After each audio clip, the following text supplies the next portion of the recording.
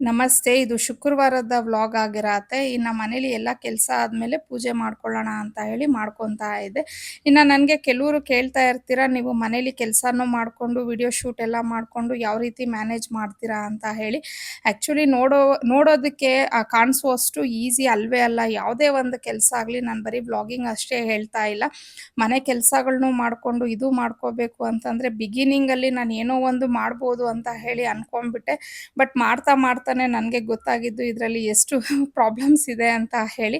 ಯಾರಾದರೂ ಶೂಟ್ ಮಾಡೋಕೆ ನಮಗೆ ಹೆಲ್ಪ್‌ಗಿದ್ರೆ ಏನೂ ಅನ್ಸಲ್ಲ. ಆದರೆ ಯಾರೂ ಇಲ್ಲ ಅಂತಂದಾಗ ನಮಗೆ ನಾವೇ ಶೂಟ್ ಮಾಡ್ಕೊಳ್ಳೋ ಟೈಮಲ್ಲಿ ಕೆಲವು ಸತಿ ಏನಾದರೂ ನಾವು ಆ್ಯಂಗಲ್ಸ್‌ನ ಆ ಕಡೆ ಈ ಕಡೆ ಇಟ್ಟಿದ್ದೀವಿ ಅಂತಂದರೆ ನೀಟಾಗಿ ಶೂಟ್ ಆಗಲ್ಲ, ಮತ್ತು ರೀಶೂಟ್ ಎಲ್ಲ ಮಾಡ್ಕೋಬೇಕಾಗತ್ತೆ.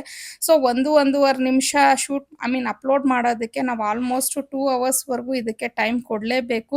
ಸೊ ಅದು ಒಂದು ಇದ್ದೇ ಇರತ್ತೆ. ಯಾವುದೇ ಕೆಲಸ ಆಗಲಿ, ನಾನು ಬರೀ ವ್ಲಾಗಿಂಗ್ ಅಂತಾನೆ ಹೇಳ್ತಾ ಇಲ್ಲ. ನೀವು ಯಾವುದೇ ಒಂದು ಕೆಲಸ ಮಾಡಿ, ಪ್ರತಿ ಒಂದು ಕೆಲಸದಲ್ಲೂ ಅದರದೇ ಆದ ಶ್ರಮ, ಅದರದೇ ಆದ ಒಂದು ಕೆಲಸ ಅನ್ನೋದು ಇದ್ದೇ ಇರತ್ತೆ. ಅದನ್ನೆಲ್ಲ ನಾವು ಕಂಪ್ಲೀಟಾಗಿ ಮಾಡಿದ್ರೇನೆ ಅದರ ಔಟ್‌ಕಮ್ ಅನ್ನೋದು ಕರೆಕ್ಟಾಗಿ ಬರೋದು.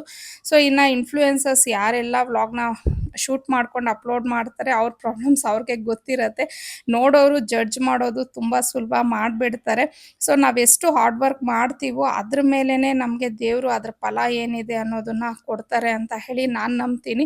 ಸೊ ಹಾರ್ಡ್ ವರ್ಕ್ ಮಾಡೋದಷ್ಟೇ ನನ್ನ ಕೆಲಸ. ಅದ್ರ ಫಲಗಳನ್ನೆಲ್ಲ ನಾನು ದೇವ್ರಿಗೆ ಬಿಟ್ಬಿಡ್ತೀನಿ. ನನ್ನ ಕೆಲಸ ಕರೆಕ್ಟಾಗಿದ್ದರೆ ಖಂಡಿತ ಒಂದಲ್ಲ ಒಂದು ಸತಿ ದೇವರು ನನ್ನ ಕಷ್ಟಕ್ಕೆ ಪ್ರತಿಫಲ ಅನ್ನೋದು ಕೊಟ್ಟೇ ಕೊಡ್ತಾರೆ.